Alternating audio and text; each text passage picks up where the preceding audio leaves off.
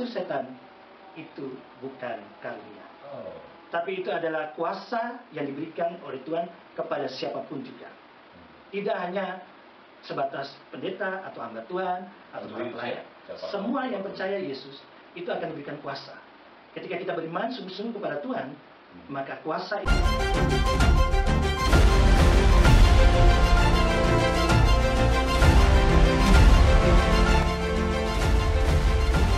Ya, sahabat Mentari, bagaimana kabarnya hari ini? Ya, saat ini boleh bersama dengan Bung Ronald Switela.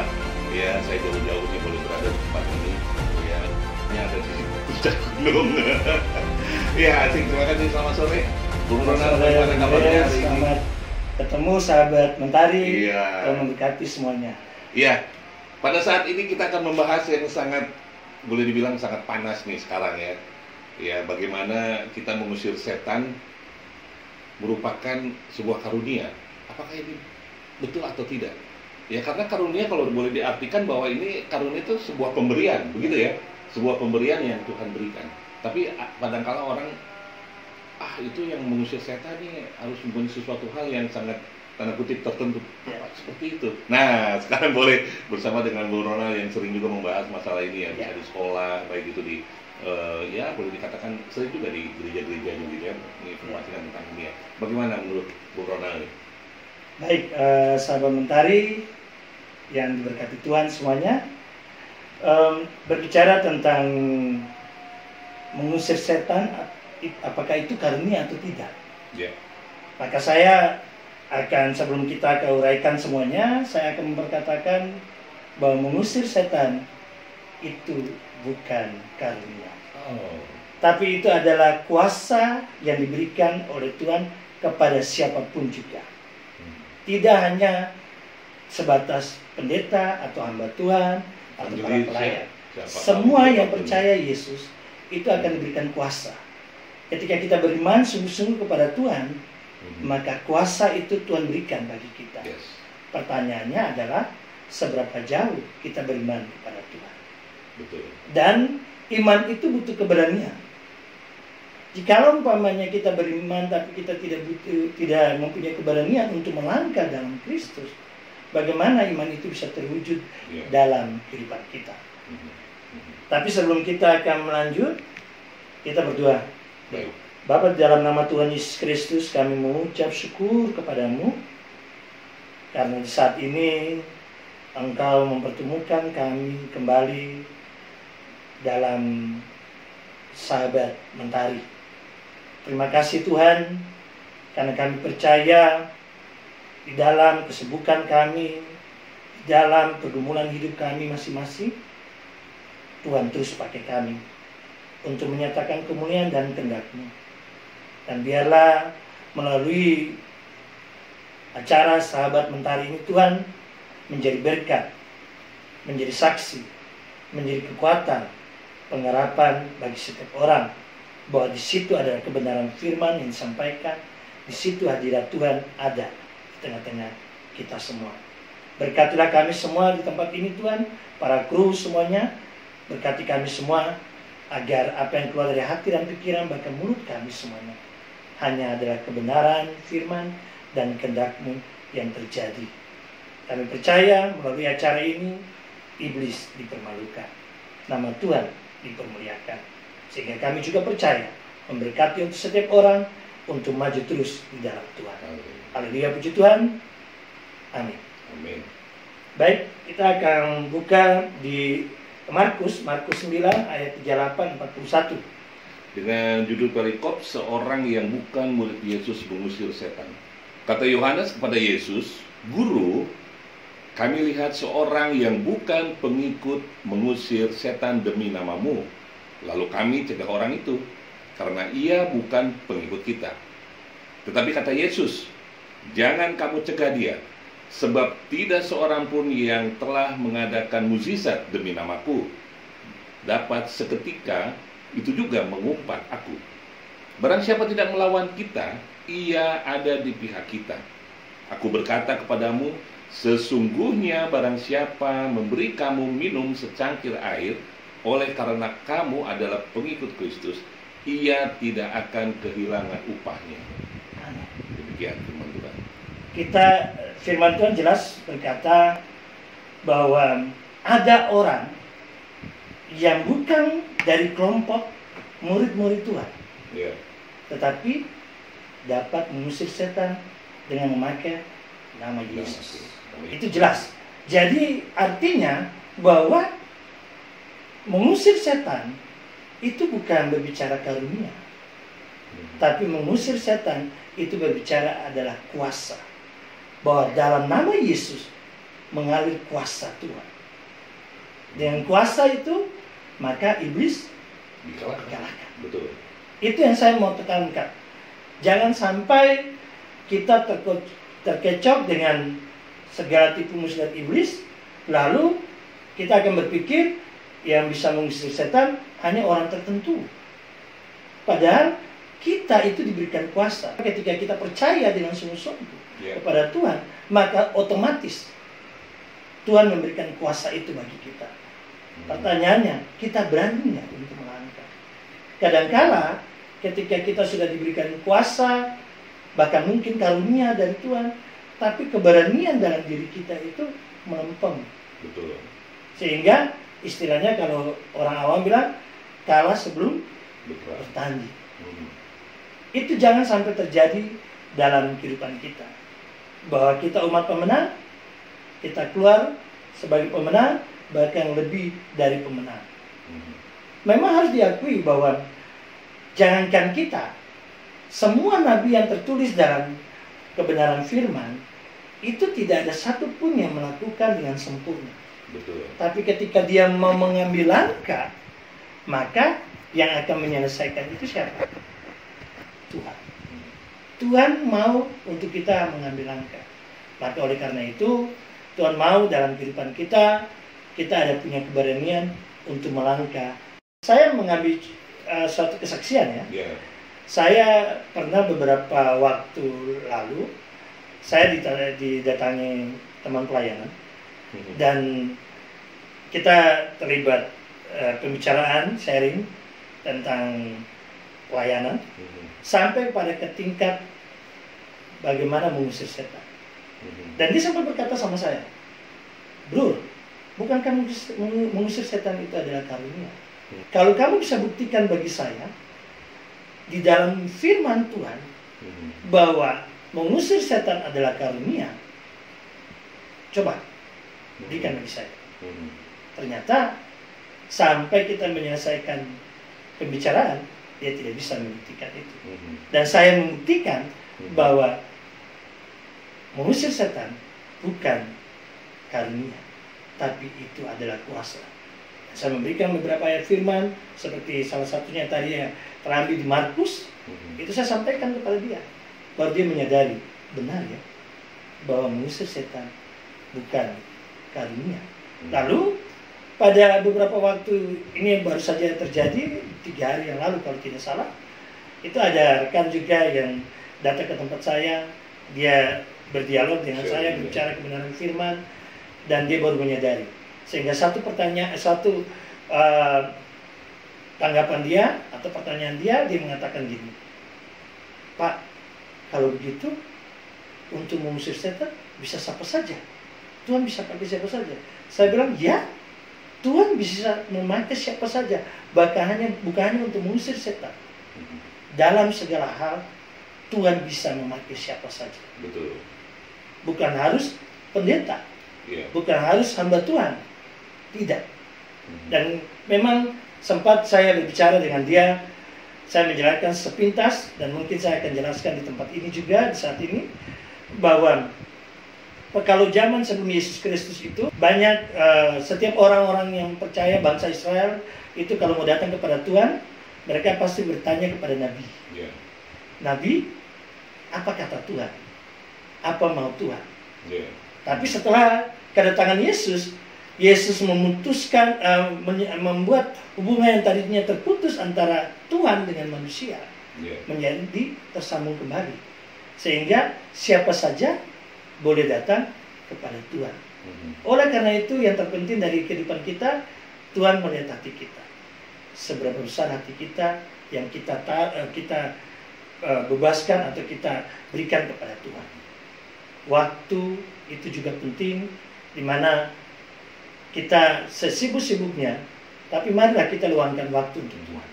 Supaya apa? Semakin kita berhubungan intim dengan Tuhan, maka ada kuasa yang mengalir dalam kehidupan kita. Ketakutan bisa pergi dari kehidupan kita.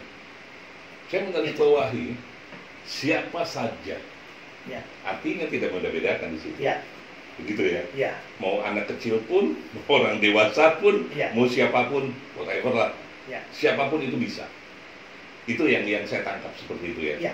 Artinya bahwa Tuhan itu memberikan memberikan izin untuk kita untuk bisa melakukan hal yang baik. Tapi dalam nama Tuhan Yesus bagi yang kita bagi yang lain saya nggak ngerti lah. Artinya monggo dengan percayanya masing-masing. Tapi kalau kita dalam nama Tuhan Yesus itu pasti bisa dan bisa gitu loh. Dan pertanyaan yang sederhana juga, yang mendasar. Saya yakin semua orang yang percaya kepada Yesus Kristus sebagai Tuhan dan Juru Selamat paham benar, mengerti benar bahwa musuh kita sebenarnya siapa sih? Betul. Musuh utama kita tuh siapa? Setan kan? Iblis kan? Jikalau musuh utama kita saja kita tidak bisa berbuat banyak dengan dia, berhadapan dengan dia, terus bagaimana kehidupan kita selanjutnya? Tidak bisa mengalahkan dia sampai sejauh mana seperti gitu. Itulah butuh keberanian. Butuh keberanian. Oleh karena itu saya berharap melalui siaran ini jangan sampai kita sebagai orang Kristiani kita jangan sampai mempunyai iman yang melempem di dalam Tuhan. Kita percaya bahwa kita umat pilihan Tuhan. Maka dalam segala hal Tuhan beserta kita. Dia Immanuel. Oleh sebab itu saya mau menggiring semua umat Kristiani, para hamba Tuhan, para pelayan, untuk jangan sampai kita kendor untuk hal ini. Karena lawan kita yang utama adalah iblis. Iblis ini kan raja pendusta. Dia bisa menyerupai apapun, dia bisa melakukan apapun, dan bisa mengecoh kita. Jangan sampai kita kalah.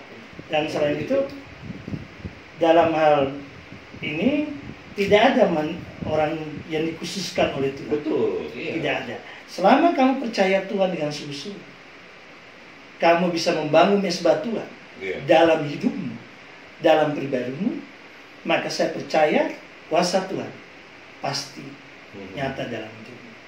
Tuhan pakai engkau lebih lagi dan lebih lagi. Kita juga coba baca di Matius 17 ayat 14 sampai 21. Yesus menyembuhkan seorang anak muda yang sakit ayan. Ketika Yesus dan murid-muridnya kembali kepada orang banyak itu, datanglah seorang mendapatkan Yesus dan menyembah. Katanya, Tuhan, kasihanilah anakku. Ia sakit ayan dan sangat menderita. Ia sering jatuh ke dalam api dan juga sering ke dalam air. Aku sudah membawanya kepada murid-muridmu, tetapi mereka tidak dapat menyembuhkannya. Maka kata Yesus, hei kamu angkatan yang tidak percaya dan yang sesat, berapa lama lagi aku harus tinggal di antara kamu? Berapa lama lagi aku harus sabar, ya maksudnya, terhadap kamu? Bawalah anak itu kemari. Dengan keras Yesus menegur dia, lalu keluarlah setan itu daripadanya, dan anak itu pun sembuh seketika itu juga. Kemudian murid-murid Yesus datang, dan ketika mereka sendirian dengan dia, bertanyalah mereka, mengapa kami tidak dapat mengusir setan itu? Ia berkata kepada mereka, karena kamu kurang percaya, sebab aku berkata kepadamu, sesungguhnya sekiranya kamu mempunyai iman sebesar biji sesawi saja, kamu dapat berkata kepada gunung ini, pindah dari tempat ini ke sana, maka gunung ini akan pindah. Dan takkan ada yang mustahil bagimu. Jenis ini tidak dapat diusir kecuali dengan berdoa dan berpuasa. Berdoa dan berpuasa. Ada dua hal yang saya mau tekankan di sini dalam kebenaran firman yang terambil dari Matius 17 ayat 14 sampai 21. Yang pertama adalah Tuhan berbicara kepada kita semua tentang bagaimana iman. Ya kan? Berarti kan kalau berbicara tentang iman, itu berbicara tentang bagaimana kita percaya akan kuasa Tuhan. kita percaya akan Yesus Kristus sebagai Tuhan dan Juru Selamat. Dan untuk meningkatkan keyakinan kita, itu kan berbicara tentang hubungan kita dengan Tuhan. Betul. Iya kan? Kalau kita semakin membangun mesbah Tuhan, berhubungan intim dengan Tuhan, maka Tuhan akan terus berkarya dalam hidup kita. Itu yang pertama. Yang kedua adalah tentang bagaimana Tuhan sendiri mengajarkan muridnya untuk jenis yang ini dalam mengusir setan. Ini harus doa dan puasa. Artinya Tuhan mengajarkan murid-muridnya sendiri bagaimana beriman dan bagaimana mengusir setan ini. Jadi kalau kita berbicara bahwa itu karunia, itu bukan karunia, tapi itu adalah kuasa. Dan kalau kita berbicara bahwa hanya ada orang khusus saja, Tuhan tidak menyatakan kekhususan untuk murid-muridnya. Tidak ada. Tuhan berbicara pada saat itu untuk semuanya. Sehingga Tuhan bilang, kalau yang begini, yaitu harus doa dan puasa. Artinya, dengan sendirinya Tuhan mengharapkan dari murid-muridnya untuk juga menyampaikan kepada setiap pengikut Kristus. Harus sama. Tidak ada orang khusus, tidak ada orang yang tidak ada karunia untuk mengusir setan. Tapi itu berbicara adalah kuasa. Seperti itu. Dan berikut juga yang ingin saya sampaikan untuk rekan-rekan semuanya, sahabat Mentari, bahwa kadang-kala kita terjebak. Iblis itu kan dia juga mengerti firman. Dia menguji Yesus Kristus, Tuhan, itu dengan firman. Ketika dia datangi Adam dan Hawa, juga dengan firman. Nah, jangan sampai kita merasa tertuduh atau kita merasa kecil hati ketika ada nanti segelintir orang lalu dengan ngeles, saya selalu pakai kalimat kata itu, lalu berkata gini, itu orang-orang yang usir setan, orang yang berbuat itu Tuhan sendiri, firman Tuhan berkata di Matius 7 ayat 22-23, hanyalah kamu pembuat kejahatan. Padahal yang dimaksudkan oleh firman Tuhan, oleh Tuhan dalam kebenaran firman itu bukan berarti orang itu tidak bisa mengusir setan, tidak boleh mengusir setan. Ketika saya kemarin sharing dengan beberapa teman, saya dengan ada majelis juga, saya berkata kepada mereka, sederhana aja kalau umpamanya ada orang yang memakai ayat firman itu. Kita kembali bertanya kepada orang-orang itu, berarti tidak boleh mengusir setan? Berarti tidak boleh bernubuat? Pasti mereka terjebak dengan itu. Jadi maksud Tuhan dari kebenaran firman itu sendiri, agar kita jangan sampai sombong rohani. Dan jangan sampai ketika kita sudah bisa mengusir setan, lalu kita bisa berbuat, lalu seenaknya kita bisa berbuat dosa, seakan-akan Tuhan tidak melihat. Ya kan? Itulah yang dikatakan oleh Tuhan. Enyalah kamu pembuat kejahatan. Gitu Pak. Ya, oke. Kayaknya sangat menarik sekali ya. Nanti kita akan lebih hangat lagi pembicaraan kita. Ya. Nah, untuk hari ini, untuk saat ini, adakah yang mau disampaikan, yang akan disampaikan kepada sahabat Mentari tentang mengusir setan bukan karunia?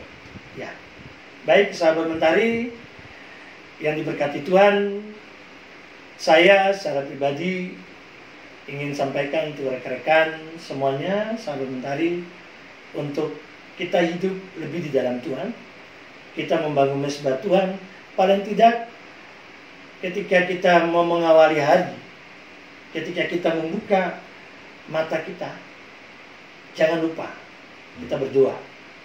Kita ucap syukur sama Tuhan, minta perlindungan Tuhan, penyertaan Tuhan.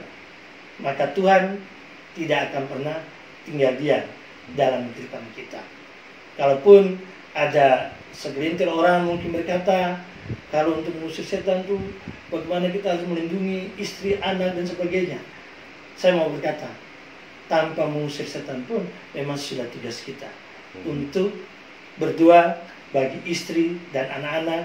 Bahkan kalau para gembala, para hamba Tuhan, para pendeta juga harus bertanggung jawab terhadap para jemaat.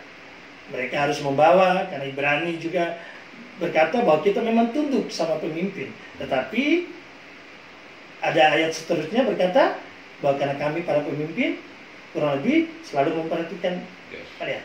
Oleh sebab itu, mari saya ajak semua, jangan khawatir, jangan takut ketika kita berhadapan dengan kuasa kegelapan.